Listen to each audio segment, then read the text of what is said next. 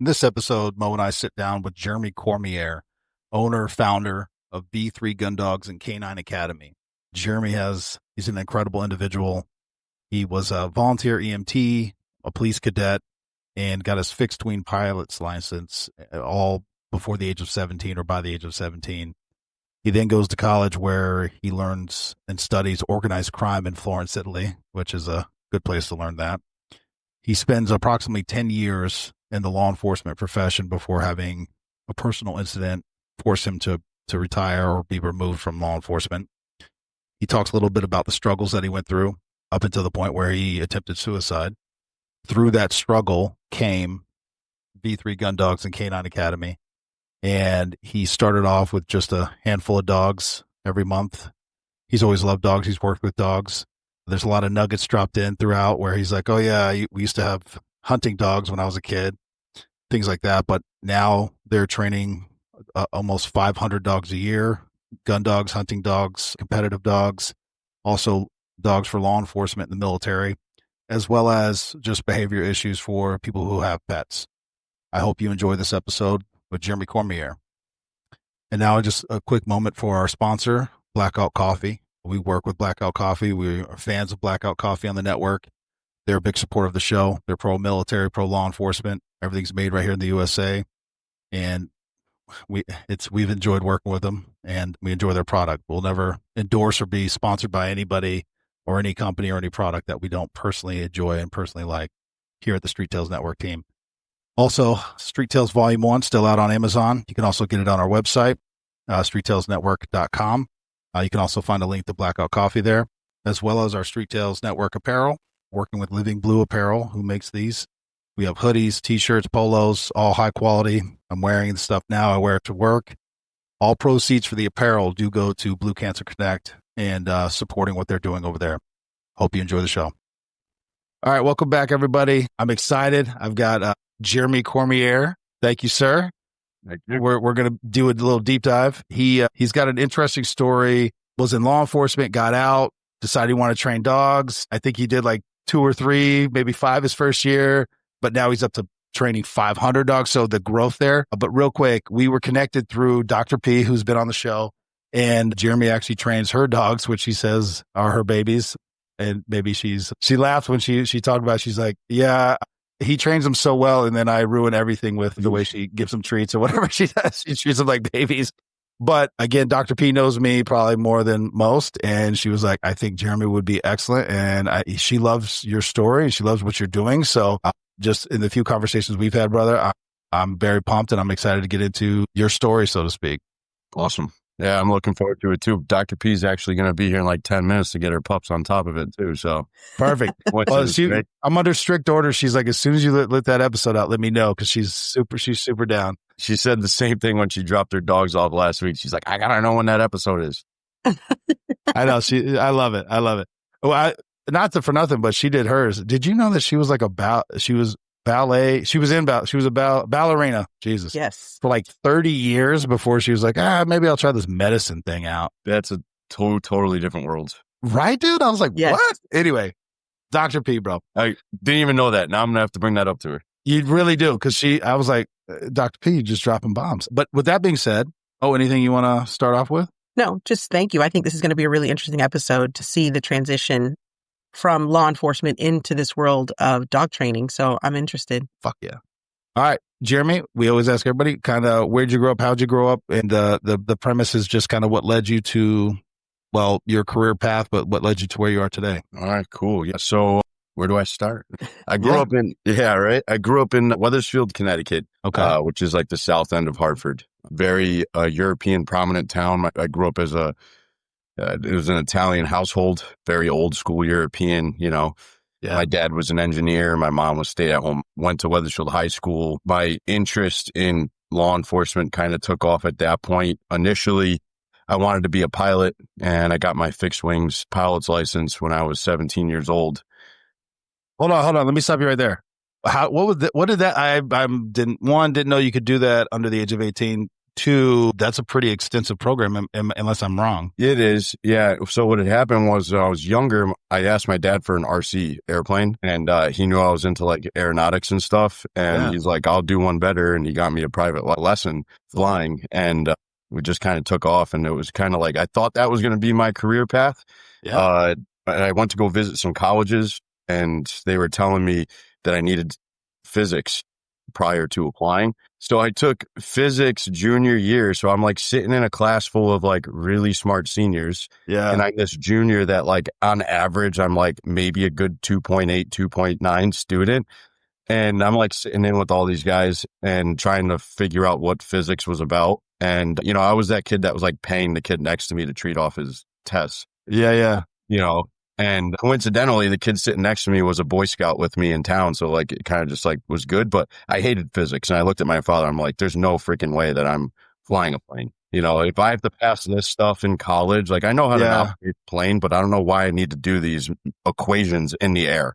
It doesn't make sense. Very see, that's interesting, man. I didn't even know you needed that shit to fly a plane. I thought you just need your license. Really don't. I think it's just what they do to make you like jump through the hoops to become a pilot. But there was no way I was sitting through 3 years of that in college. So, I love it. So sorry, I interrupted you. No, so you got your fixed wing, and you were a Boy Scout. You threw that out there. Yeah, I was a Boy Scout. I got my Eagle Scout right at the age of 18. Literally. What was your project? What was your project? It was a food pantry in town. I needed some work, so we did a huge food pantry drive, and we rebuilt the food pantry in town. So that was kind of it. Yeah, I mean, I'll be honest with you, I probably took the easiest path for my Eagle Scout project, but my dad was a big like do-it-yourself kind of person, and I've never seen him hire anybody to do anything growing up. So I was kind of on my own with this whole Boy Scout, Eagle Scout thing. He was never an Eagle Scout, so he kind of really pushed me to try to complete it, which I'm grateful for because I was not the best student. And when I was going to colleges, trying to figure out what my career path was going to be, which at the time I was a police cadet as well in town and a volunteer EMT. So I was like, yeah, you know what? Maybe like the public service route would be. I'm telling you, man, like I said earlier. Yeah, you like all the plates, bro. I'm like all the plates buffet. It's whatever you want, you come here. And you at 17 have more plates than most adults have going on. Let me just kind of reiterate. You got your fixed wing pilot's license. You're an EMT, volunteer EMT. You were a police cadet, and you were, again, Eagle for Scout. people who don't understand, the Eagle Scout. It is a very involved. I've known 2 in my life. Well, 3 now. And again, I hear what you're saying. You may take but it's time, right? There's only so many hours in the day. And then, you had all the plates cut. Yeah, I had every single plate on fire. Like, there was multiple candles being lit in my house. It's, it was the lifestyle that I was brought up in, it was just do it, and get it done right, or don't do it at all. Yeah. So, looking at colleges, figuring out what I want to do, I said, you know what, let's jump into law enforcement. I actually wanted to join the Marines, and a recruiter showed up to my house.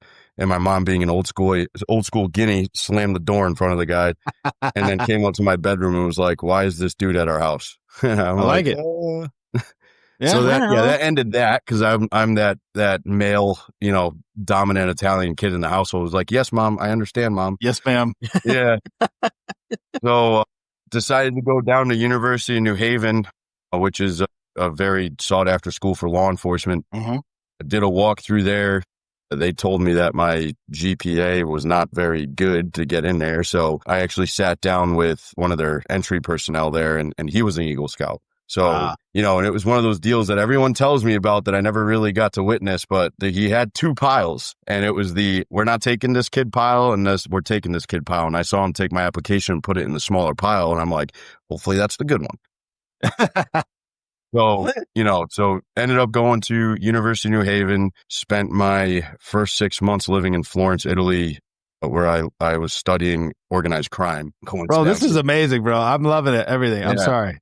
Yeah. So I studied organized crime in Florence for 6 months, and came back. For like a semester abroad, or? Yeah, it was a full semester abroad. Yep. And you were studying organized crime in Italy? Yep. Where it all began. It's probably a good place to do it. Yeah. Yeah. It was a fun time. I mean, I would say that that's probably where like I mentally matured, obviously. Like I didn't join the military. I didn't go off to, do some weird thing. But I was over there living in an apartment with 5 other dudes that I had no clue who they were. And I met them like 3 times before that. So it was like had to get along, period.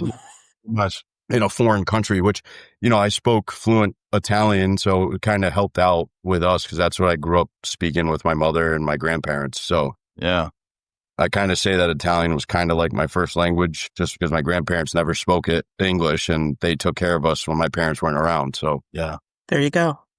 Came back, continued my studies at UNH where I was concentrated in forensic psychology. I really had a huge fond of like the human brain and why people do things the way they do it and the reasoning behind it and trying to figure out, trying to pinpoint who the criminal was based on the crime and X, Y, and Z's. Yeah. Took a huge kick to that. Junior year, I became a resident assistant where I kind of oversaw a whole off-campus housing. Did an internship with Simsbury Police Department while I was a junior in college, which was, eye-opening for me. I remember walking into the sergeant's office and by the way, this was all set up because, that whole saying of it's not about what you know, it's about who you know. Mhm. So my sister was a really good basketball player and one of the players on the team, the dad was a detective at this agency.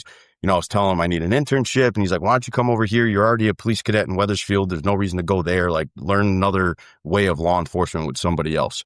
Yeah. So he set up the interview and it was with a sergeant at the time. And I walk in and the sergeant looked at me and was like, so what do you want to do with your life? And I'm like, well, I want to be a state trooper. And he's like, why would you want to be a trooper? And I'm like, well, that's because they're like the most elite agency here. And he's like, what about Simsbury? Simsbury's not elite enough for you? And I'm like, whoa, all right.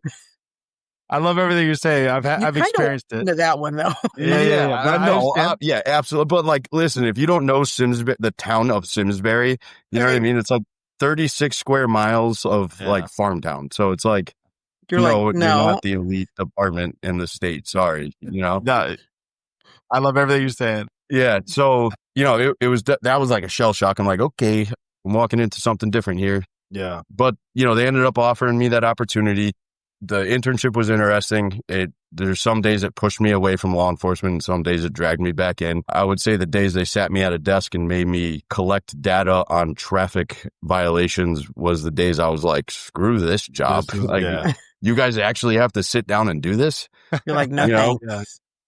Obviously, things are different now because they electronically track things. But back then when you had to print everything out and track it, it was different. But yeah, so completed my internship and I got along with all the guys there. And it was like, it felt good. It was one of those things where I loved being there. And the guys were just great. It was very old school feeling and brotherhood like and blue line this, blue line that, back when it really meant something.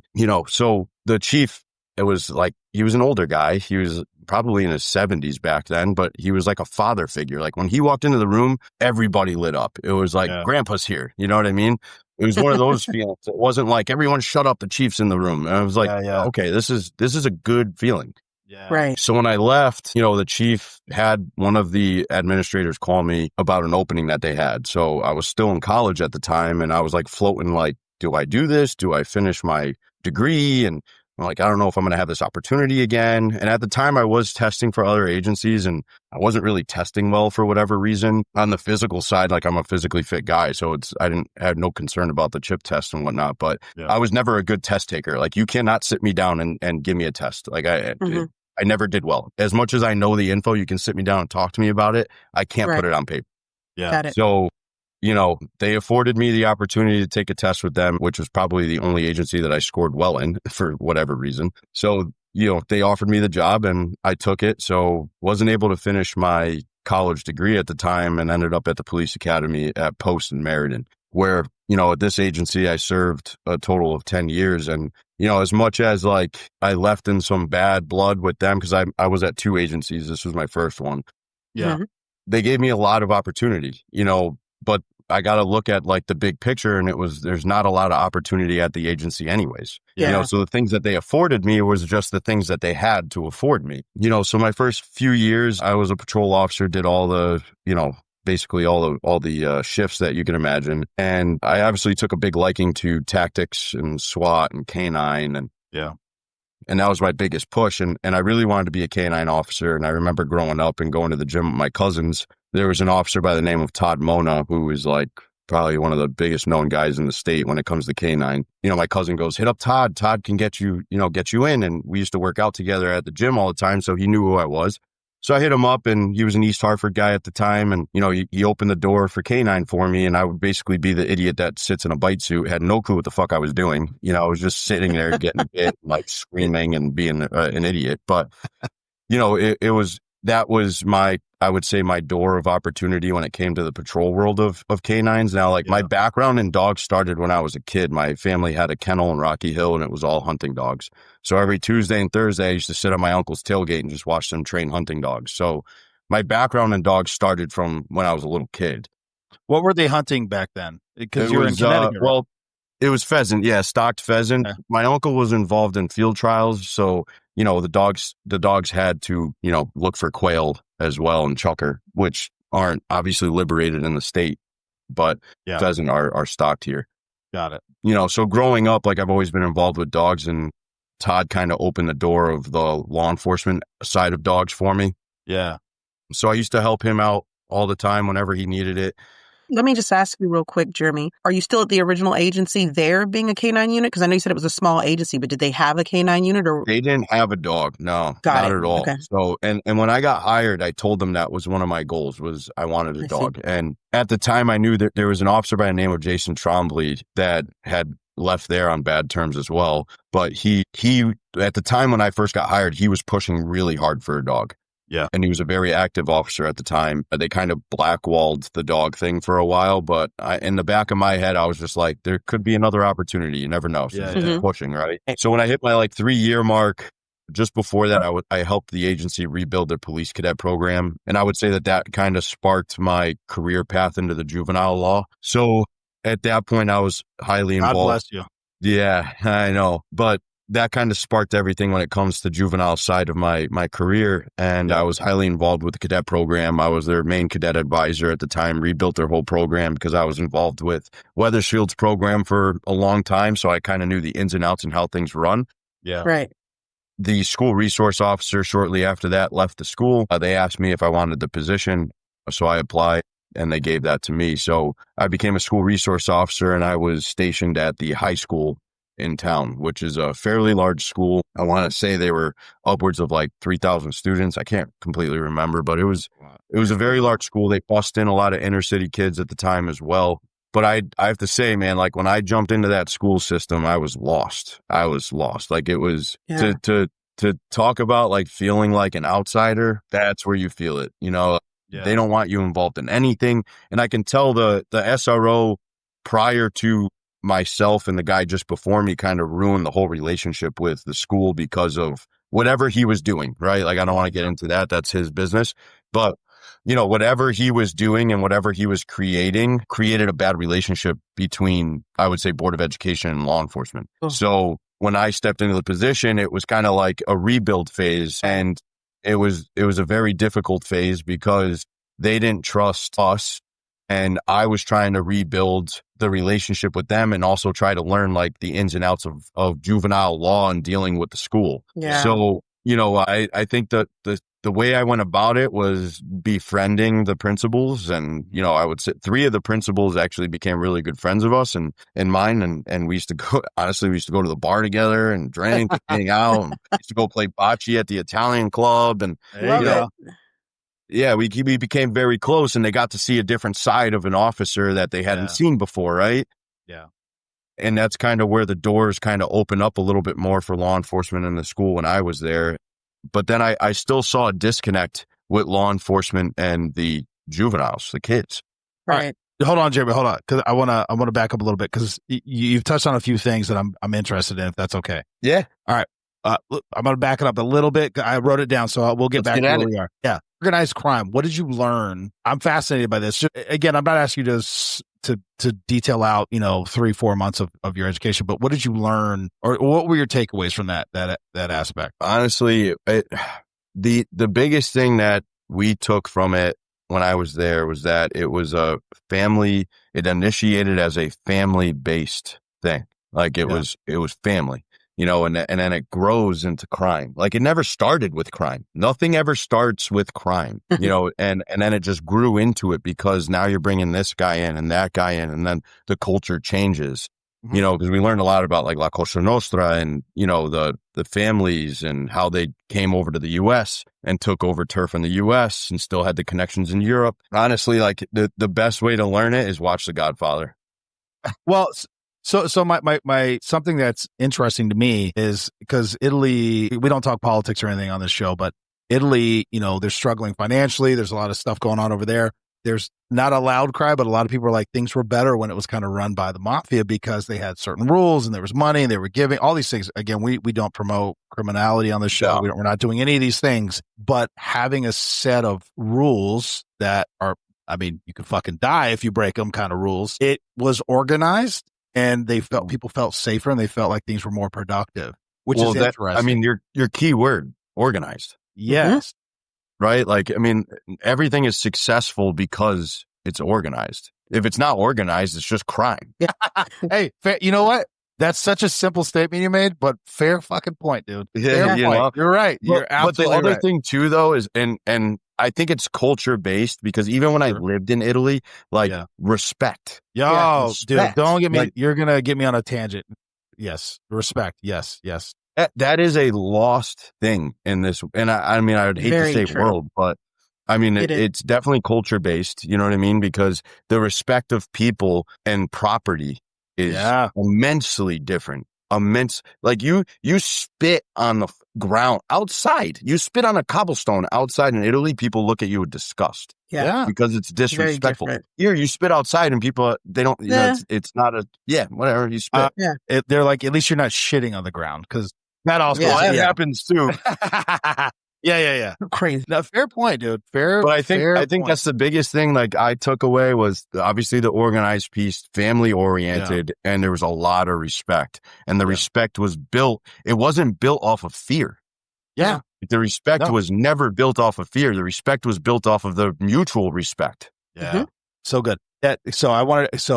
You touched on so many things at one time. That's why I kind of want to stop you. I'm sorry, because you're hitting on things that we've talked about on this show. 5-star buffet over here. So, dude, I love it. He was serving up. So I'm writing notes. The cadet training program. I've never been a part of it. I've seen it. I've seen pros, cons, good, bad. I've seen all that. I believe in it. Yeah. But can you tell me the pros and cons? Mo, help me articulate this. What are ways that we can do this better, or help me out? A better put together a program that's actually workable, that can actually be something that we can utilize to even feed into law enforcement later on in life. Well, yes. If we had to talk about, that's a hard one nowadays, right? Like, if you think about nowadays, I think a lot of programs fail because of what our society is doing to law enforcement in a whole, number one, right? Like, so it's a hard day and age because kids have I'm trying to find my political words here. Let it rip, buddy. Yeah. So kids just have an image of what's being portrayed out there, right? And it's a soup sandwich of shit going on, and the kids have nothing but social media these days. Like our 9-year-old and 6-year-old, they're not on social media, but they're on YouTube and watching stupid fucking videos all the time. And I have to watch over their shoulder what they're watching because it's out there. Everything's out there. And, I think the only way law enforcement can get better through a cadet program is by having officers that truly fucking care, that literally put the amount of fucking effort and time that they need to into a program to bring juveniles in that actually want to do it, that are afraid to, because of what their peers are going to say or think. Got it. Yeah. Right? Like that was the biggest battle when we revamped the program, and then the program started to struggle a little bit because society was changing. Like when I became a cop, it was in 2012, and that was probably the start to the end, right? 13, 14, 15 was like the start to the decline, but we had some hammer of kids that were like pro cop, pro military, pro anything, fire, EMS, whatever. Like they wanted to do something that was publicly oriented, right? Public service oriented. And as those kids started to get older and fade out, we started to see the younger kids start to lose interest, and then it was like a peer thing. Like some kids didn't want their peers to know that they were there, or they were afraid to be out in public wearing a uniform or whatever because of what their friends might say. So, you know, and that was my big thing too. And I was a Boy Scout, you know, like the law enforcement side, I didn't care about. Like I loved flashing the, you know, the cadet uniform and the red gun, blue gun on the side of the hip, you know? Yeah. But like my Boy Scout time, like I didn't talk about it like to any of my friends, you know, because it was not a quote unquote cool thing, right? Nobody had respect for it back then. Yeah. So I think like as far as a cadet program goes to like make it more successful, it's the agencies. Honestly, it comes down to the agency's doing of selecting proper officers to run these things that actually give a fuck, that are going to take because it's personal time. Take their personal time to give back to the community to try to get these kids involved, because it's our future in law enforcement. And we all know this. I dealt with it when I was an FTO. Like I would literally sit the new guy in the chair, the driver's seat, and look at him and be like, have you ever been punched in the face before? Nope.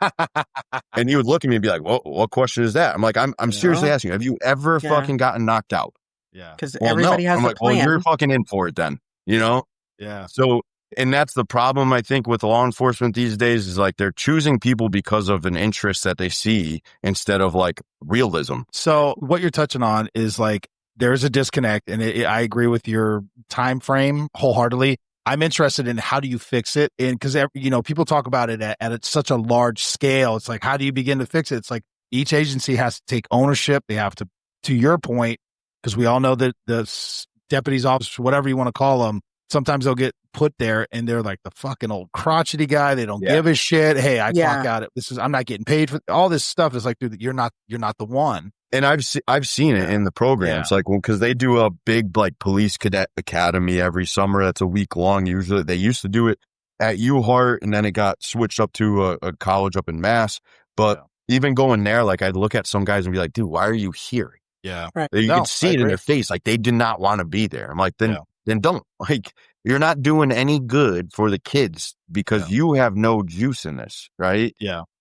And I guess the only thing I can do is say like the reason why I was there. And it was because I wanted to give back the way the officers that gave back to me, you know, like I remember there are 3 cops that I remember from Wethersfield, 3 of a 40 department agency.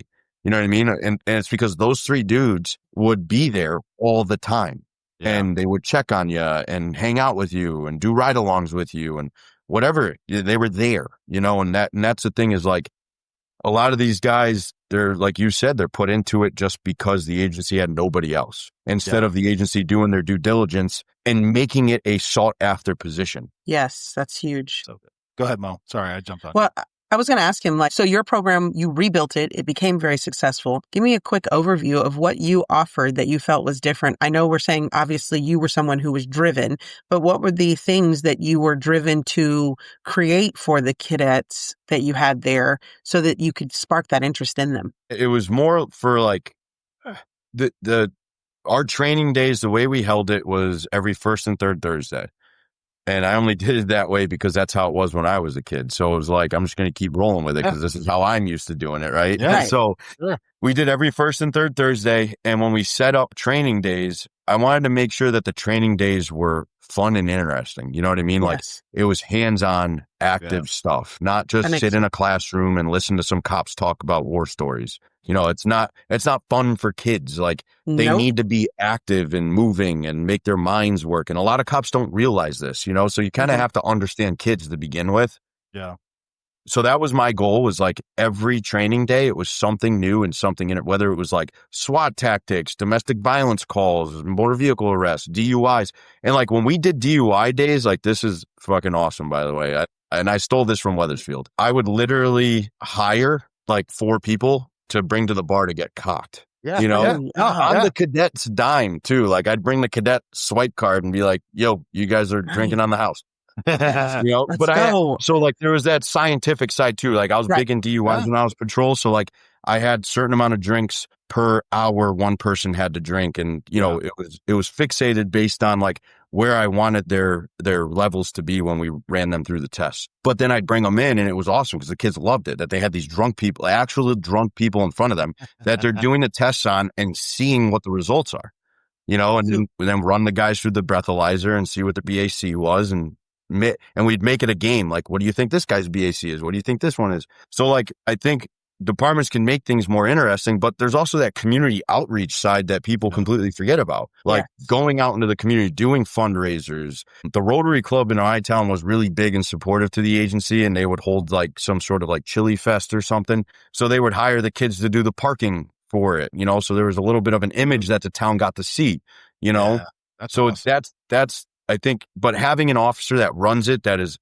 forward looking and reaching out to people to say, hey, we have this cadet program, we really want it to be successful, is there anything you need us to do to help? We're here to help you guys, and that's the only way the community starts learning about these kids, and then the kids start feeling like they're important, and I used to show up and give them comms and be like, all right, you're the supervisor, you're gonna do this, and whatever, just make them feel like they're important instead of me just showing up and being like, you go there, you go here.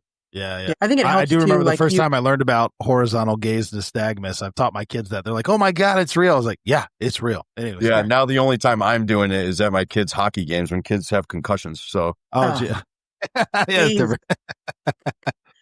Sorry, I think Mo, it helps too. Like what I was saying is he was saying like you sometimes go to these conferences for these programs and you'll see the guy who's 1 foot out the door and has no interest. There is something to be said when that guy walks in the room, the kids immediately go, whatever, because they know off of his just mere demeanor. You have someone who looks like you, walks in that's squared away and has that level of excitement that comes along with it and creates a program that is interesting and engaging. I think all of those things complete the wheel and allow it then to roll down the hill better. Well, you hit it perfectly, because like, what's the biggest thing that everybody goes off of when they first look at something? It's that first image, right? Like if they pick a soup sandwich to run a program, the kids are gonna be like, "Who's this fucking guy?" Right? This like, guy out of pot here. belly, he's not a cop. Whatever. I'm sorry, but it's like, and there's guys that when I was a police cadet, they're still fucking advisors in their agencies. Like those are guys that it's in their fucking blood to do that shit. Yeah. And they're still doing it, and this is, I'm talking shit 25 years later. Like they're at the end of their career. They've been doing cadets for 20 something years. Yeah. And I give it to those guys. I give it to those agencies for like letting those dudes roll with it. What killed, so to roll into the next topic off this, and this kind of like supports all of the stuff we're talking about. When I came out of the school, I made a decision at 4 years that I was done with the school, right? 4 years was enough.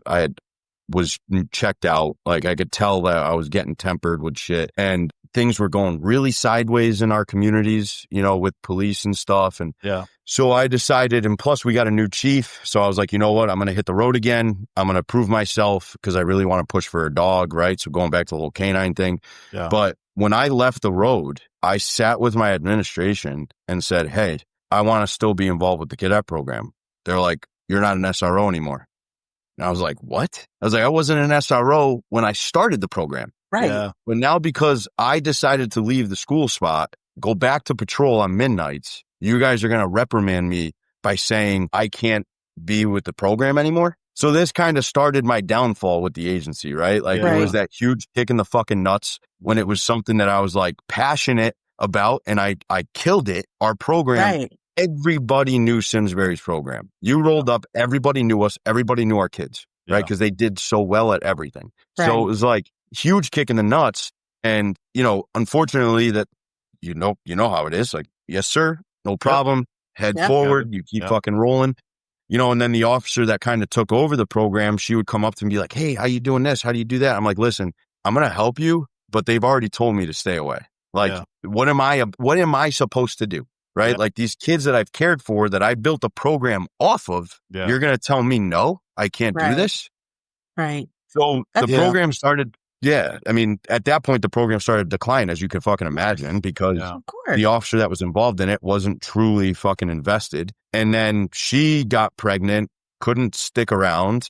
And the new SRO came in and fucking completely destroyed the program, from what I'm hearing. It's been years now, but to this day, the program is basically null and void, and it's just a fucking shit show. So it just piggybacks off of your comment, Mo, about like choosing somebody that actually gives a shit, and then not destroying it when they want to stay involved. It's an important program for the future of the agency too. Because what these places don't understand is that they can fucking hand pick cops out of this program. Yep. Yes, I agree with you. Let me back up. It drives me crazy. And I've worked for a few agencies and everyone's dealing with the same shit. Hey, we're going to go after college educated athletes. And I'm like, no shit. So is everyone else on the fucking planet. That's what they all go for. Duh. But there's no thought as like how to extend it. And to your point, and this is, I am a little passionate about it. I love talking to high schools about different things, especially when I was I was with the Secret Service. I'd go talk to them and we'd talk a little bit, but usually it went off the rails because they had all these questions just about law enforcement in general. And I'll say this, a lot of federal law enforcement professionals, they don't like to take all these different questions. They kind of like to stay in their lane and they're the authority. They don't like to be challenged or questioned. So that's a different piece. But I used to continually talk. You need to create a pipeline from high school to college, depending on what your requirements are, where you can basically, colleges do it. Athletic football teams do it. They're looking at kids. The military does it from middle school all through high school through college. They're like, we're with you the entire way. And guess what? You create that partnership, that bond. And again, you can't do it across the nation as far as like one agency, but like if every department had this thought process, like you can cultivate your next generation and you can keep doing it every 4 years, essentially, where you can refill. See what I'm saying? But you have to have that enthusiasm. And you have to give a shit.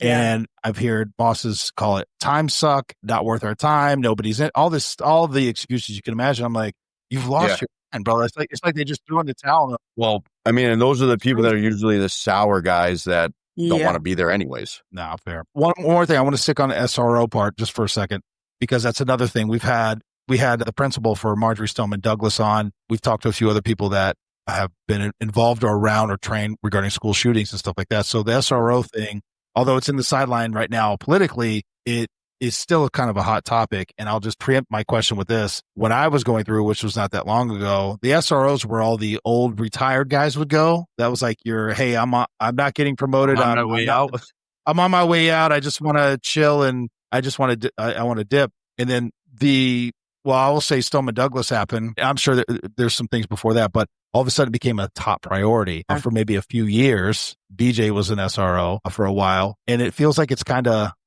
shrinking back out of the limelight. And I'm already hearing you say were you an SRO over multiple schools? Like I don't even know how you manage the time. Our school system, when I was in Simsbury, we had 2 SROs. One SRO was stationed at the high school because of the population there. Yeah. And then the other SRO had the ability to float between elementary and middle school. Okay. And he kind of had that ability to just float around, where I had an office, a desk. Like I was stationed there from 07 to 15. So, but listen, like when I was my last day at the academy was Sandy Hook. Oh, really? Yeah. And honestly, when I'm getting fucking goosebumps remembering that day. But so like that day, they call it the Rock Day at the academy, where basically like it's a full on combatives, and it's 100% combatives. They run you through the fucking ringer, and basically like everything kind of fucking went dead because somebody got a call that was there, one of the instructors.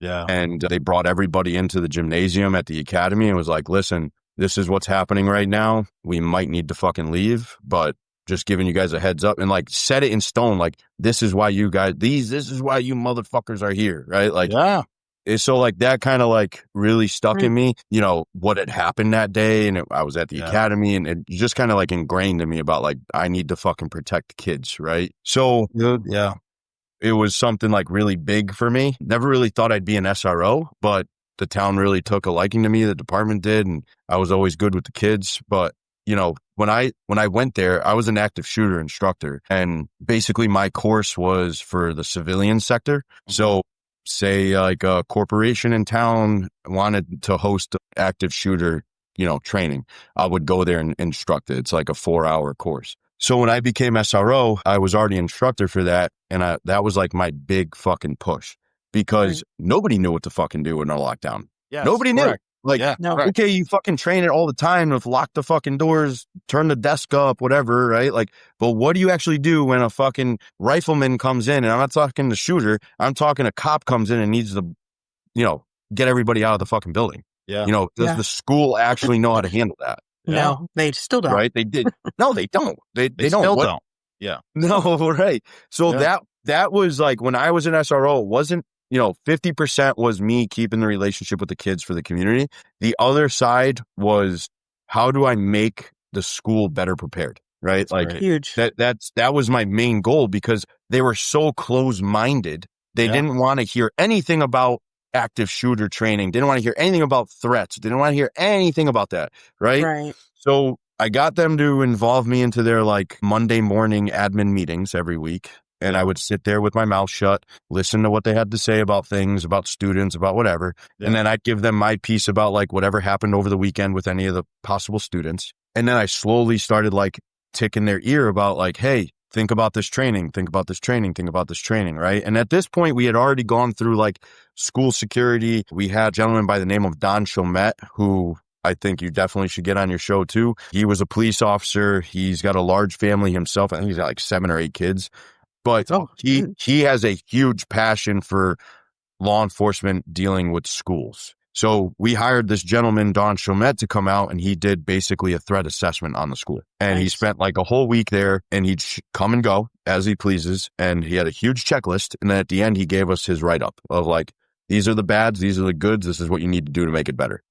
Yeah. And he gave a presentation to the school and basically whooped their ass about like the shit that I've been telling them that they had to do. So the school did a great job putting up the 3M window tapes and making sure they were ballistic safe and, entryway lock-ins so you can let somebody in and then keep them locked in the vestibule. Like they were rolling down the right path. Yeah. So then I finally got their ear about, hey, let me do my active shooter presentation just to the Board of Ed. And then let me know what you think about it. And then if you think we could start trickling it down, we can. So I did the presentation and they were blown away. So then it became a big thing where, it started at the Board of Ed level. And then from the Board of Ed level, it leaked down to the teachers. So they would have me involved with I forgot what they call them. They're like their days where they take the day off to do teaching. Yeah, teacher days. Oh, the yeah, teacher whatever. planning Professional days. development day, something like that. Yeah. So like they had their professional development day, and one of the courses would be active shooter events. So I would give them my spiel. But my goal was at the end of this, which was a 3 fucking year process. Yeah. Tell me about it. I'd rather take care of it in 1 week, but 3 years. So by the 3rd year, we did an active shooter event where it was multi-agency.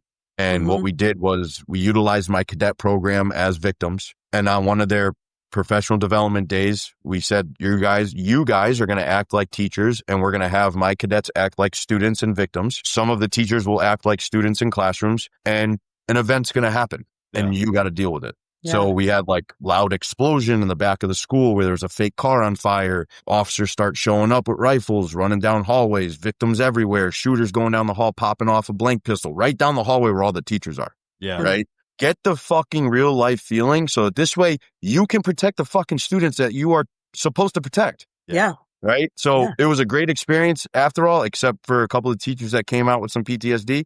But from a simulated, I mean, the real thing's even worse. Yeah. Wait, I just want to say, Jeremy, I'm listening to you talk about the different roles that you had while you were in law enforcement. And it seems to me that with each role, you pour in a lot of passion. And it's so funny when you're saying I was involved with these cadets and then I went back to midnights because I felt like I wasn't being passionate. And law enforcement has a really bad habit of taking someone who is filled with passion, and when they do decide to pivot or whatever, doing what you said to happen, they punish you. And you took on all your roles that I've heard so far with such a gusto of, I want to make it better. I want to protect. I want to teach people, those are the 3 prongs of law enforcement. I want to protect. I want to teach. I want to make it better. That should be what motivates law enforcement agencies as a whole, but definitely to see it in the individual. That's something that it just blows my mind that they weren't perpetuating that a little bit more. Yeah. You're going to make me fucking cry, but no, it's, I think unfortunately it's everything that I involve myself in. I kind of fucking pour everything I got into it, and then I kind of find myself losing control sometimes, right? Just because I invest everything I got, and then it's like, well, what else do you got? You know what I mean? But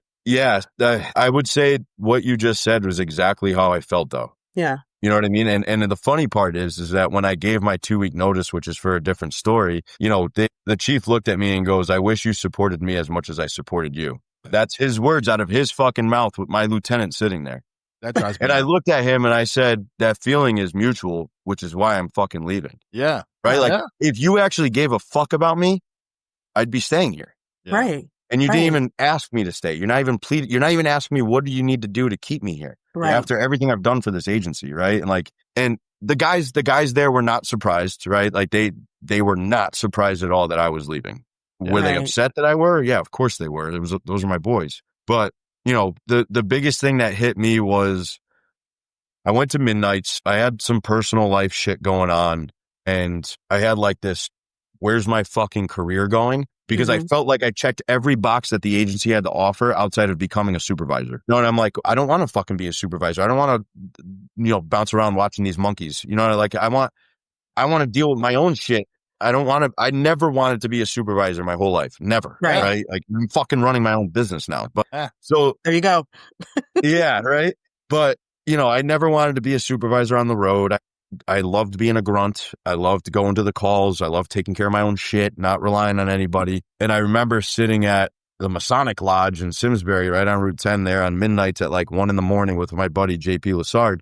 And we're sitting there and we're talking about life. I had a lot of shit going on. He was the guy I was venting to every night. And I looked at him. I go, hey, like, what do you think about this canine thing? Like, do you think it's going to happen? And he looks at me and goes, you want my honest truth, dude? I go, yeah. He's like, it's not going to fucking happen. I'm like, well, then what do I do?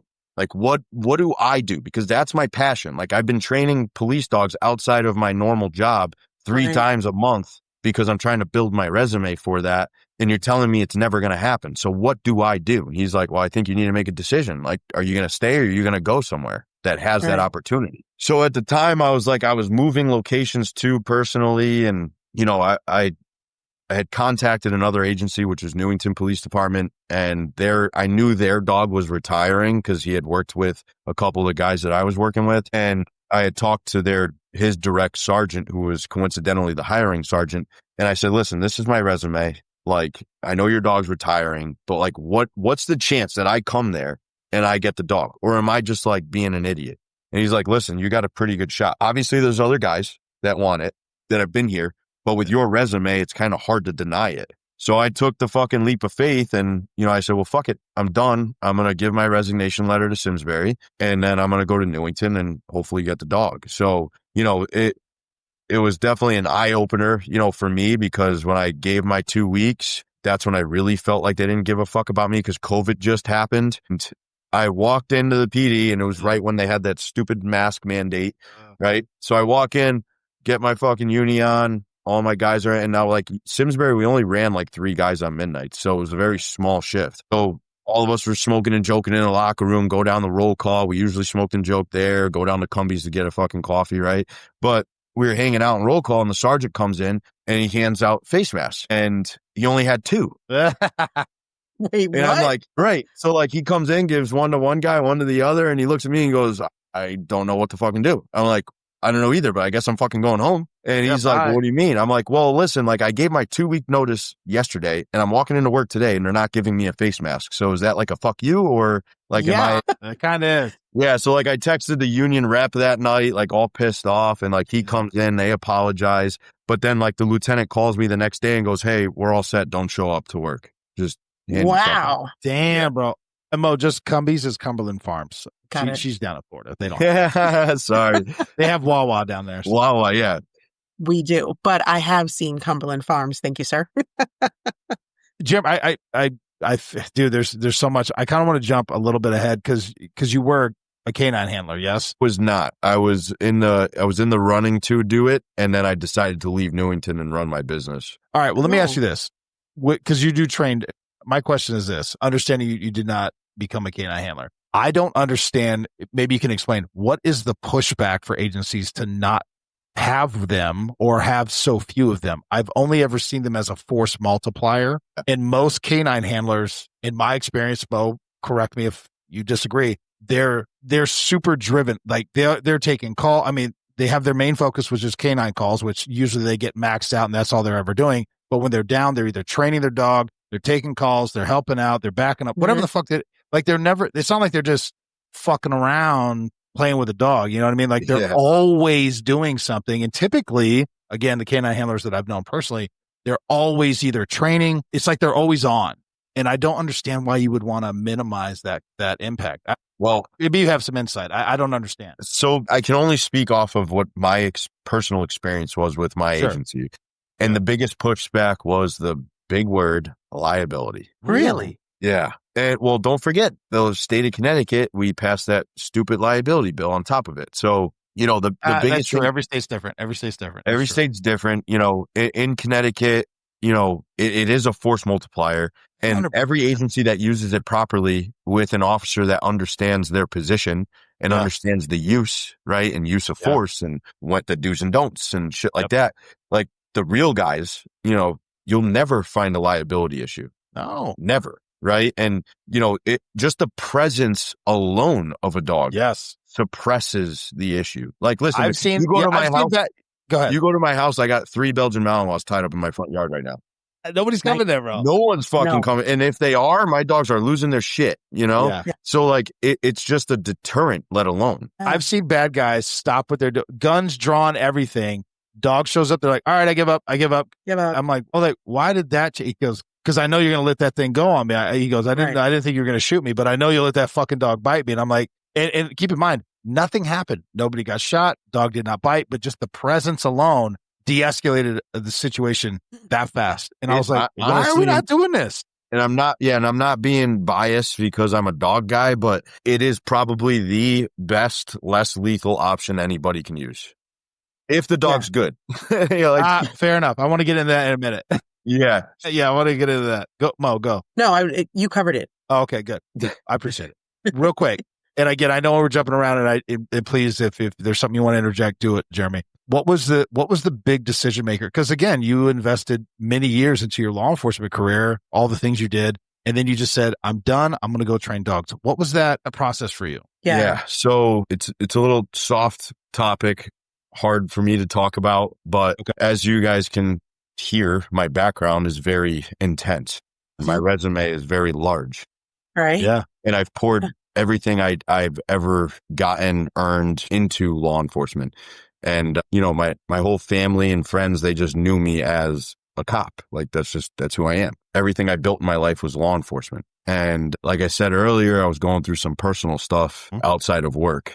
And unfortunately, I've had to make some decisions outside of work that then kind of influenced some decisions on the job. I was kind of put into a position where I either leave or it's going to come to a place that I didn't want it to go to. Yeah. So I decided to, before it got worse, I decided to put my, resignation letter in. And, unfortunately, it's a decision that I got to fucking live with the rest of my life. Mm-hmm. And I will fucking say it, man. Like after that, I tried to commit suicide like 5 times. It was not after you left. Yeah. It was not pleasant because when I left, I felt like I left everything. So that I guess I want to stick on that. And again, I respect what you're talking about, and I want to keep that moment. It's that transition from leaving. How were you treated when you left? By the summary. Because this is a lot of the part I hate. I've left 4 agencies. I've had 2 positive experiences. We're like, dude, totally understand. You got to do what you got to do for your family. You always have a place here. Loved everything you did. I've had 2 negative experiences where they didn't even want to fucking talk to me, and I was blacklisted, basically. Like, fuck you. We wasted our time. Like that kind of thing. So I somewhat understand, but I just want to capture that as much as I can. Well, I think the hardest thing for me that I had to chew on was like when I transferred from Simsbury to Newington, there was only like a handful of guys that really kept communication, and really, like why?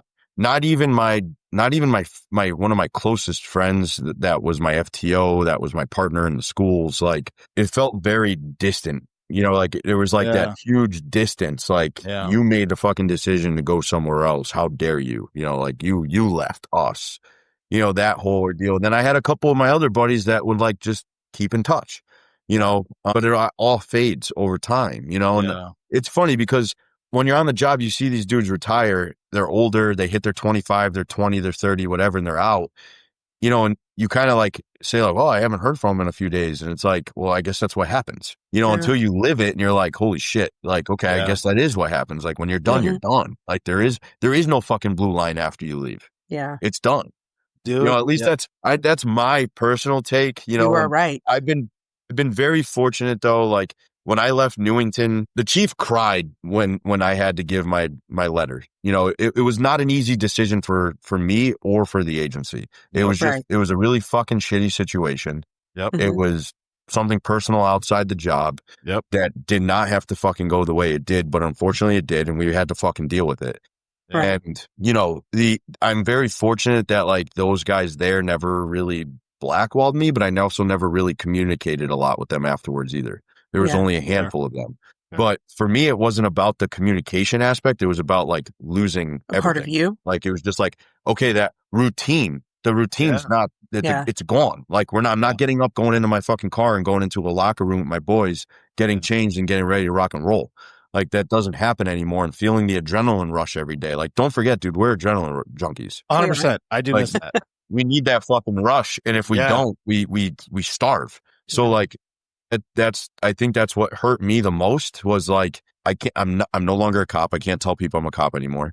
Yeah. I no longer get the adrenaline rush that I used to get every fucking day. I never get the camaraderie or group or that feeling of brotherhood every day. That's fucking gone. Yeah. You know, the routine, your whole life is just, you just feel like it's just blah, done. Yeah. And now it's like, what the fuck do you do now? Right.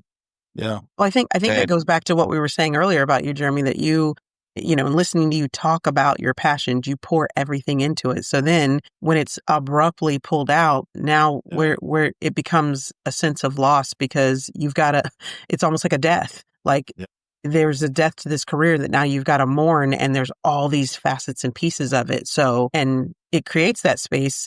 That happens, I think, and this goes to, we've talked about this on our mental health episodes that we have done.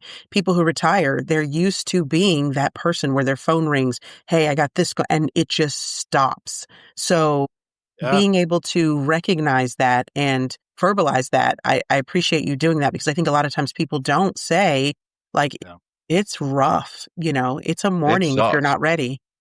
I think that the biggest kick in the nuts that I got was, and it goes back to my comment that I said a lot earlier about, it's about who you know, not what you know.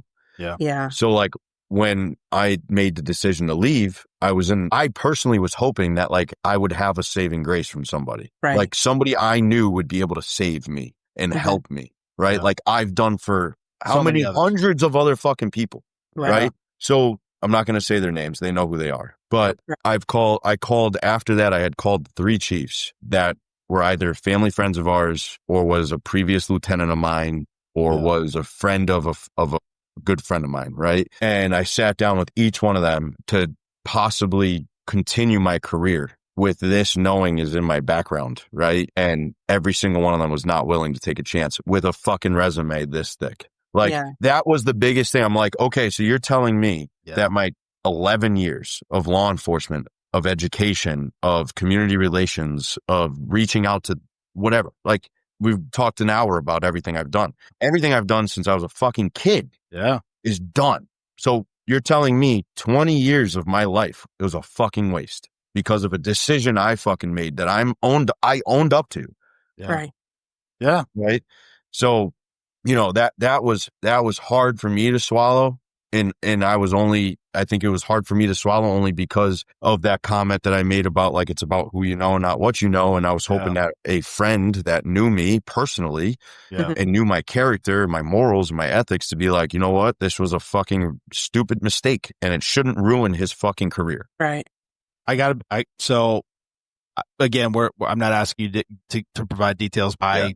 Mo knows because she was there when it happened. A very similar. I was super passionate, going above and beyond, many hours and upon hours of my own personal time into something that I was very passionate about. I made one mistake, and my mistake was I cursed on a call. I said fuck, and it got reported, and I pissed off a couple supervisors, and they crushed me. They absolutely fucking crushed me, and it didn't fucking matter what I did. It didn't matter. Nothing mattered.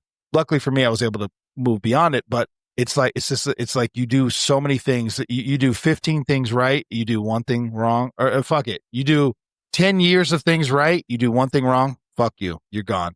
Nobody ever. It's just such a wild. It is. Yeah. The worst part was that it hurts. The worst part for me in that whole thing was I got ahead of it knowing that it was going to come down the pipeline. Right. Yeah. Like so that was like thing. Yeah. Try to do the right thing. Like I had talked to my union rep. my best friend that was in the bureau, like, hey, this is what's going on in my personal life. I don't know what the fuck to do. Yeah. I'm really afraid. And it was like, well, get a fucking ahead of it, So met with Do the right thing. lieutenant, told him, hey, this is what's coming down, just so you know. And he's like, well, we'll deal with it if it ever comes. Okay, I'm telling you it's coming, so let's fucking get ahead of it now. Yeah, yeah. When, I tried doing everything right, and it was months of stress dealing with it, and then it was done, But obviously, it was a very shitty part of my life, dealt with a lot of mental problems after that, trying to figure out where my life was going to go. I was a fat piece of shit back then, too. Really, bro? You? Yeah, dude. I was a heavy boy for my stature back then. I would drink a lot. I was eating shitty and staying up late and partying like an animal and, being stupid because I was trying to find something to do to, relieve stress outside of going to the gym. So, I was lucky though, back like in November of 2020, I had started my dog training business. And it was strictly hunting dogs back then because I was still a full-time cop. So I couldn't really do a lot of clients. So I had to like limit my avenue. And I had moved back to my parents' house to kind of like help myself get my feet back from under me. And, my dad's like, what are you going to do? And I'm like, fuck, I don't know. Like, I guess I'm just going to take this dog thing to the next level, and I just, let's move into that. Yeah. Let's move into that. Yeah. So like, as I poured kind of everything into my law enforcement career, I kind of did the same thing with my dog training career.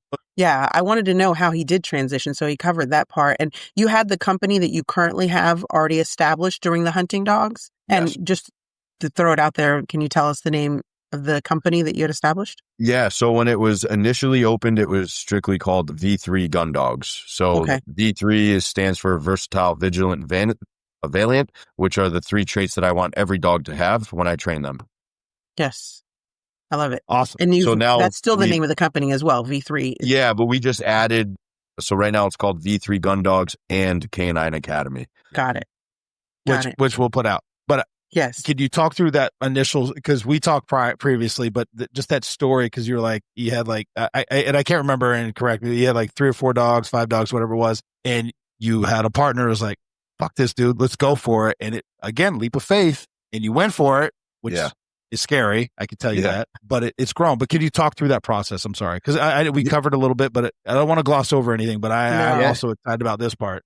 Yeah, no, you're good. So so like I said, it was strictly hunting dogs, and I was training the hunting dogs on a hunting club property up in East Granby at the time. So I was only doing private lessons, couldn't board any dogs because I was living at my parents' house, and I had this big like chassis rig with all the dog kennels on it and stuff. So I'd show up with my personal dogs at the field, spend 8 hours there doing private lessons with clients.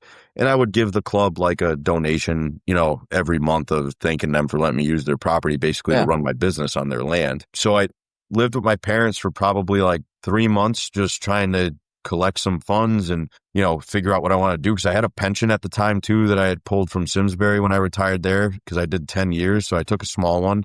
And what I did was I just took my pension and I reinvested it into my business. So we ended up buying a big farm out in Lebanon. We got 40 acres there. Nice. So we continued training only hunting dogs. And like you said, I was only doing 3 dogs a month, like 30 something dogs a year. And when I moved to Lebanon, the business started to grow a little bit more. And I hired my first full-time employee, that was Jacob, who was actually a client of mine, and he did very well with his dog.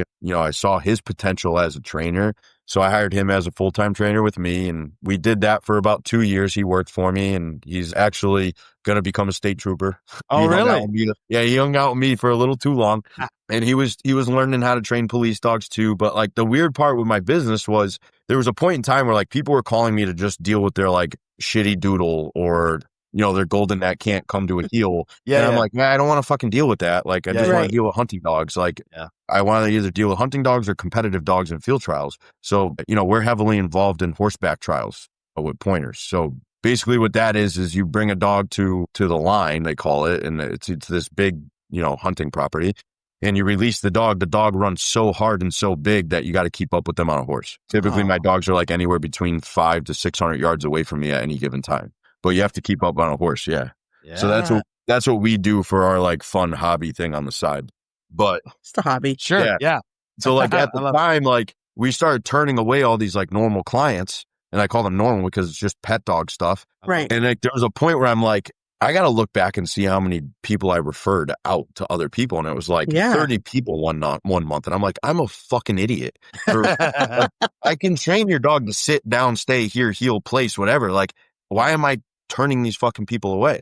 So we started taking on pet dogs. I hired my my second employee, Alexis. So we had 2 full-time employees. Alexis kind of helped with the obedience dogs. Jacob helped me with the hunting dogs. And then I met this gentleman from Tennessee who moved back to the States. He's a military brat and Army guy, airborne. So good dude, very fucking gung-ho like me, very fucking sharp. And we kind of hit it off. And he was training dogs for the military down in Tennessee. And, with his background and my background, we both kind of hit it off in that world. And he looked at me and goes, dude, and he was working for another dog training business that had like satellite trainers throughout the United States. So they would basically just like send him dogs every month that he would have in crates in his garage. So he looked at me, he goes, hey, like, I really don't want to work for this other business. I want to work for you.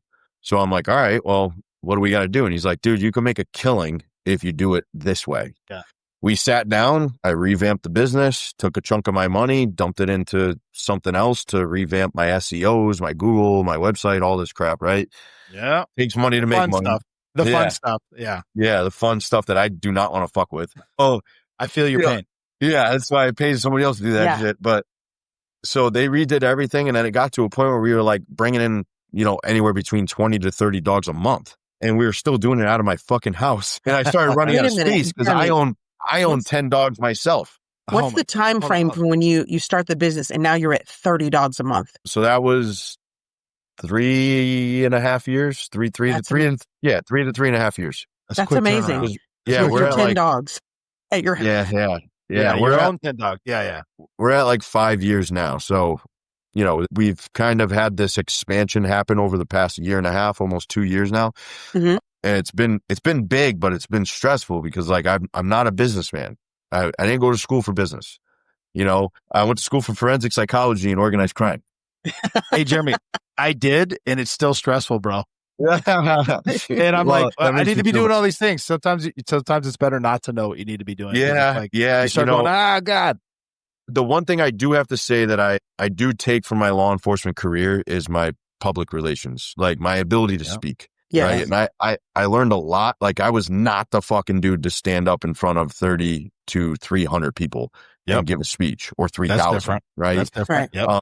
The school resource officer position opened that door up for me because I was forced to do it. Like you're going to go sit in front of these kids and you're going to give a speech. And then you're going to go sit in front of the auditorium of 1,200 parents and you're going to give another speech, Yeah. So it's like you were kind of forced into it, which rolled into my ability to not only like to be a dog trainer. Anybody could fucking train a dog if you watch a couple videos, right? Like it's fairly easy. People overthink it, but that's the problem.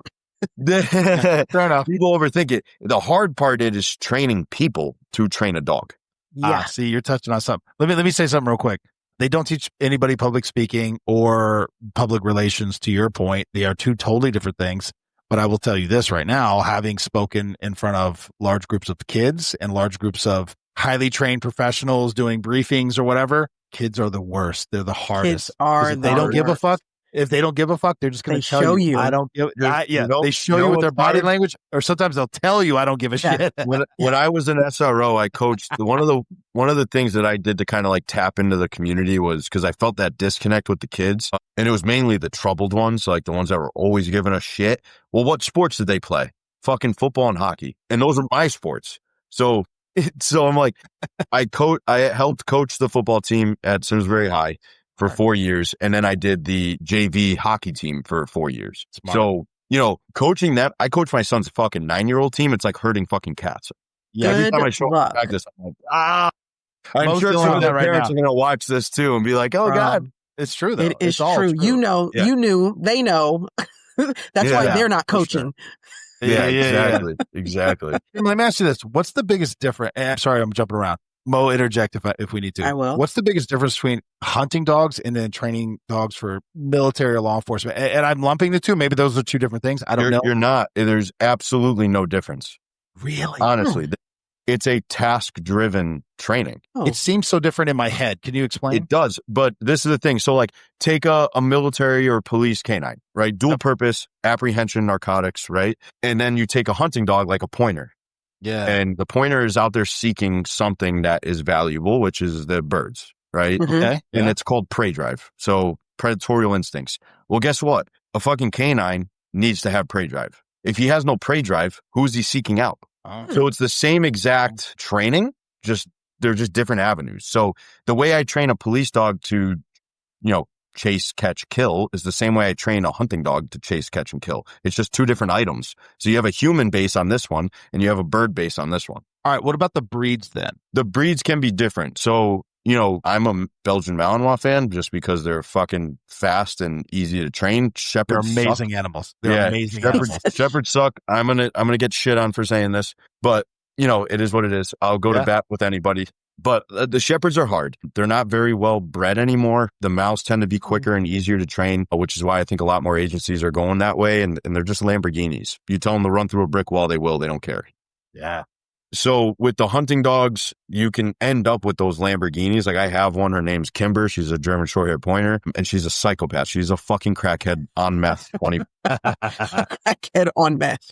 Yeah. So she's just a souped up diesel truck, like ready to rock and roll. But you can have the same personalities that you would. Obviously, the aggression isn't going to be there with the hunting dogs, right? Like that's something you have to be cognizant of with the police dogs. Yeah, that's fair. Their civilness and ability to fight back if they feel overpressured. A hunting dog's not going to turn around and nuke you because you told them no. A police dog might, Might. Yeah. To that point, real quick. Again, the handful of canine handlers that I've ever known beyond just working with them. It's funny you say German Shepherds because I was around when that switch was happening, and there's about 50-50 split. They love the Belgian Malinois, and then the other 50 are like, yeah, he's great, but he's a fucking asshole. And they're like, he knows what he's doing. Like they have like this. Yes. The personality traits, I guess, are different. Just your take on the personality trait, because this is the other thing I learned. Dogs have different personalities. Yeah, but I think. Or am I wrong? I think every dog is different in and of itself. Like. So I just issued 2 dogs to our local agency, Willimantic, and coincidentally, one is a Mal and one is a Shepherd, and they're 2 different breeds, but they're both fucking crackheads. You can still have that like Belgian Malinois mindset and drive and desire in a Shepherd. It really just comes down to the dog itself, because I've seen plenty of Shepherds that go out there and they just look like fucking duds, like they're just walking on the end of a leash like a pet, and then I've seen the German Shepherds that come out and they're like Wolverine status, you know what I mean? Yeah. So, I don't think it's breed specific. I think it's breeding specific, like how the genetics and DNA was created in the dogs. Because I have one now that like I bred him, I raised him, and super hard dog, but he comes out looking like a fluff ball. You know what I mean? Really? Like, yeah, he'll come out of the kennel and be like, "Hey, pet me. You want to pet me?" And the second you like do something stupid, he's gonna come up and nuke the shit out of you. But that's his genetics, and he wasn't civil enough or scary enough for some agencies to put him on the road. Okay. So well, it's funny you say that. Sorry, I want to just ask him. So you're training for military, you're training for law enforcement, you're training for hunting. For the military, for the law enforcement side, are you training alongside their canine handlers, or are you training the dogs up and then handing them off to them so that they can then get additional training? What does that look like? So we're doing both. So we created a nonprofit too called Dynadogs, and basically what the nonprofit does is donate fully trained police dogs to agencies in need, which can cost anywhere between, like a green dog usually costs about, on the low end, like $7,000, to a finished dog could be upwards of $35,000, right? Really dependent. Yeah.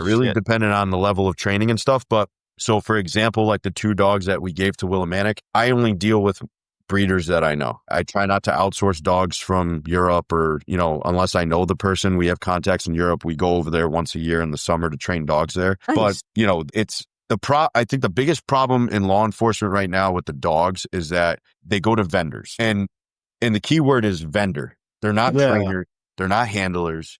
They are strictly people that have contacts in Europe that breed dogs where it's very cheap to do it. Veterinary costs are very cheap in Europe. They raise the dogs to a certain extent and level, and then they ship the dog and sell the dog to U.S. vendors. And what the U.S. vendor does is then take the dog, increase the price slightly for a finder fee, right? And then resell the dog to an agency and say, hey, you got the dog, fucking good luck. Don't call me back, right? Unless the dog doesn't work out and I'll find you a new one. Mm-hmm. Yeah. So like what I'm trying to do with my nonprofit and my business is something. What I want to do is I want to deal with local breeders that I know genetically the dog is very sound, right? Not going to have any health issues or mental problems or anything like that. We could get the dog at a very reasonable age where I can continue training. So like the 2 dogs we got for Willimantic, we got one at a year and a half and one at a year old. So when I got the dogs in, they stayed with me in my kennel for 3 months, and I did basically all the foundation training. So imprintation on narcotics, imprintation on tracking, human odor, evidence recovery, building search, and bite work, as well as some obedience. Okay. So the dog has been basically fully trained for 3 months. And now I'm going to be working with them starting on November 10th. We're going to start their Handlers Academy, which should take anywhere between 8 to 10 weeks. And then I'll work alongside them with their dogs and their handlers. Very cool. Sorry, I want to get back to the handlers. Breeding, health, and mental issues. Could you explain that a little bit? Yeah. So, and the thing in Europe is that they don't do a lot of health clearances. When they in health clearances, I'm talking about like spinal issues, hip dysplasia, elbow dysplasia, heart defects, eyes, right? There's a lot of genetic issues that are in these dogs that if they're bred wrong, you're going to end up with these problems down the road. Yeah. And they're going to come out like the dog's hips are going to start giving out, or the dog has DM, which is a spinal issue where the spine just gives out their back end and they can't hold themselves up. So, I want to deal with breeders that are doing their due diligence on doing the genetic testing, making sure their dogs are healthy and clear to be bred, and they're breeding proper dogs for police work, right? Yeah. We don't want to end up with backyard dogs, basically. Yeah. So next question, the cost. What is the difference between a $7,000 dog and a $35,000 dog? I didn't know it was like that. Really comes down to the level of training. So like a $7,000 dog is what they would call a green dog. So basically it's a young dog, usually the age of 10 months to sometimes even 2 years old, that has done nothing but some bite work and a lot of hunt drive, basically throw a ball in the fucking woods and tell the dog to find it. That's basically what a green dog at $7,000 looks like. As you start increasing the level of training, increasing the level of training, the dog's price goes up. You know what I mean? Okay. So I would say the 2 dogs without the nonprofit, if with the 3 months that I've spent with them, they're probably close to like $25,000 dogs in 3 months. Holy shit. Wow. How long have you been running your nonprofit portion of your business? So this is our first full year running it. Our first dog we donated was actually a therapy dog for the town of Putnam, Canine Quinn, Black Lab, that was a flunk out of a narcotics program. We purchased him. Repurposed. Repurposed. We purchased him from the breeder and brought him down here, trained him up for a month, and then the handler came in for a whole month program and learned how to handle the dog in public, the do's and don'ts of a therapy dog. But basically, it's just a cuddle dog. So it's a dog utilized for high stress situations, like a victim needs something or to go visit the schools or do public relations. You touched on there's a big difference between training dogs and training people.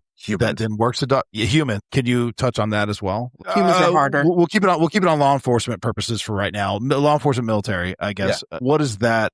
Because you said 8 to 10 weeks. To me, that seems like a long time. But I'm not. We always joke and say that the handler end of the leash is the dumb end of the leash, right? But it's the truth, because the dog is always smarter than us. And the problem is that a lot of these canine handlers come in to this life of canine. Yeah. Most of them don't know shit about dogs. Fair. They don't understand dog behavior. They don't understand dog psychology. They don't understand anything to do with marking behavior. Like nothing, right? So like the hardest thing about a training academy for any agency is getting a green dog and placing a green dog with a green handler. Because now the dog is learning alongside the handler, right? So most of my suggestions, if they have somebody that has no fucking background in dogs, has no understanding of dog behavior, psychology, whatever, the best bet is to get a dog that's already finished, right? So basically it's already a vehicle put together, and it's just saying, hey, you're now the fucking driver of this Lamborghini. Let's get you on the track. Right. Yeah. Like that's basically what I try to tell agencies. Now, if it's a second time handler or somebody that has dog history, like me, that has had some time around dogs their whole life, okay, I could probably feel more comfortable, because the hardest thing is, the most important thing in dog training is not consistency, it's timing. And if you are not a fucking sharp person and you can't pick up on something quicker than 2 seconds, you've already lost opportunity in the training for training purposes, right? So that's the hardest thing when it comes to a lot of these academies, when you're dealing with green handler, green dog, it's timing's fucking off, which means your consistency sucks, which means the training in general is just shit. And then these agencies get these dogs where they're like blaming the fucking trainer. And this hasn't happened to me. I'm just talking out of experience from another academy that's local. They want to blame that fucking trainer. And it's like, whoa, wait a second, time out. Who selected the dog? Who selected the handler? And then, the only third piece of that puzzle is the trainer. So you're talking, 1/3 of the equation. That's what you're going to blame. Right.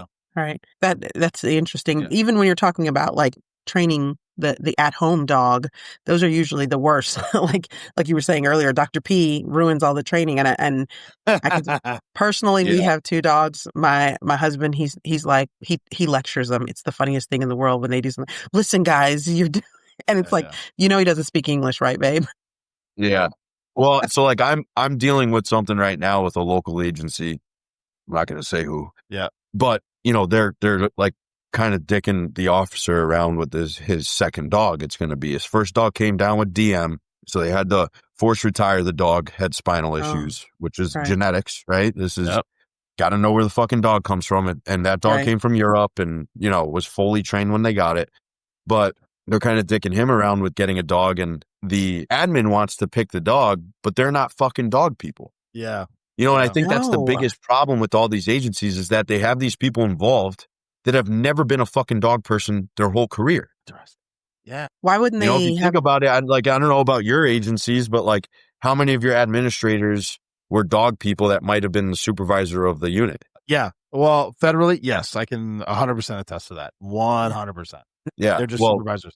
It's because the biggest most people problem, go into I would say, canine and retire. It's a waste. Yeah. I would say the biggest problem in Connecticut is they have these supervisors that have no history in canines that are making the decisions, instead of relying on either an officer that is a second canine handler, right? Second dog handler, or relying on outside services to help, right? Right. Yeah. And I would honestly so when Willamanic came here to interview me to be their new dog person, right? Call me whatever it is, vendor, trainer, academy, location, because I fucking did it all for them, right? Yeah. When their lieutenant came here, he looked at me and goes, "My boys are telling me that you're the best, but why haven't you put a dog on the road yet?" And I looked at him, I said, "Well, it's not that I haven't put a dog on the road yet. I've helped other people put dogs on the road. But the problem is that you guys," and I said, you guys like general, like law enforcement, "are so used to doing shit the way that you're used to doing it all the time.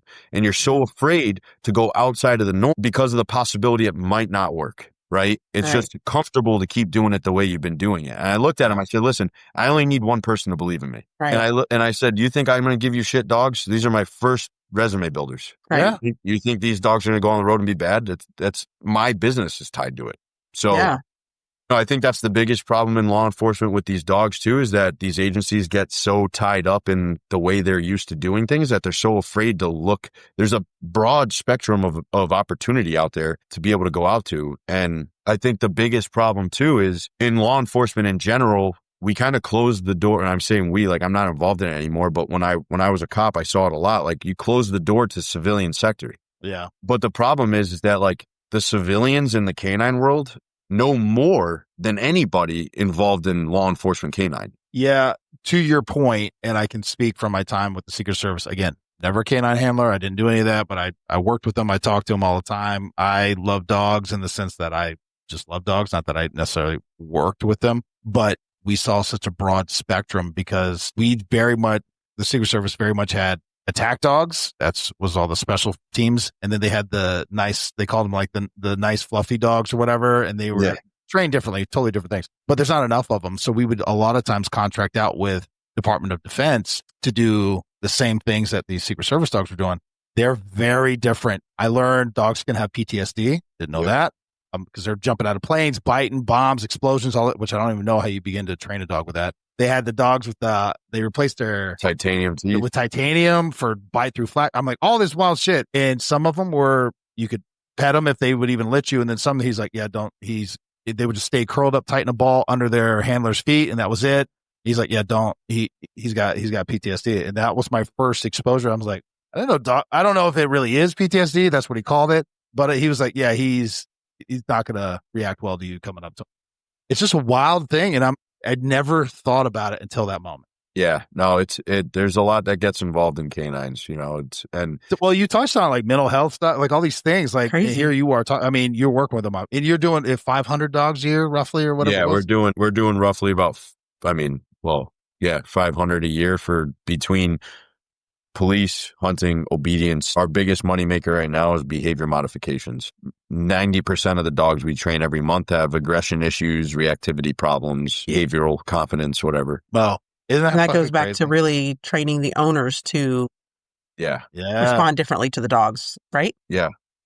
Or just be consistent with expectations. Yeah. That's the biggest thing in life, right? Just in general, be consistent with your expectations.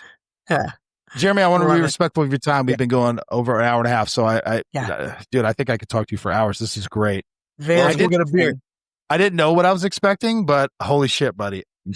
One, appreciate you, brother. Anything you want to leave with what you're doing now? And again, I'll do an intro and I'll have all your links to all your stuff in the description. But one, I'm a huge fan. Two, I love talking to somebody passionate the way you are and knowledgeable. I've only ever dealt with, I guess, vendors is what you call them. Yeah. And again, when I say that, I mean just in talking. Again, I get shitted on a lot of times. So I was like, I'm not expressing myself as the expert of all these things. I'm just very interested and I talk to people. But to hear you talk about it the way that you are talking about it, your passion, it gives me hope actually a little bit, which is good. Because I was talking about, we were talking previously, there's a lot of negative shit going on. So I try to keep it positive when I can. Anything you want to leave with as far as your business or whatever you want to leave with, brother? Yeah, I mean, I guess the biggest point of this hour and a half story, right, is, I came from something really good, went through something really bad, and I had to rebuild Rome. So it was tough. It was an uphill battle, but I'm here. I wouldn't say I'm at the top yet, but it's still a climb, but things do get better, no matter what. You just got to truck through that fucking mud. It sucks. We get through it either way. If you're resilient enough, you get through it. Fuck yeah. Mo, anything? Jeremy, I just want to say thank you. I didn't know what to expect either. I kind of knew your story. I had looked at your website, kind of done some digging a little bit, but I was really blown away. And I want to thank you for sharing your passion, your drive for wanting to make things better and teach people. And it seems like you're pouring that now into this new business. So I appreciate your time. I appreciate it. Thanks for having me on. Thank you, brother. Don't go anywhere. Yep.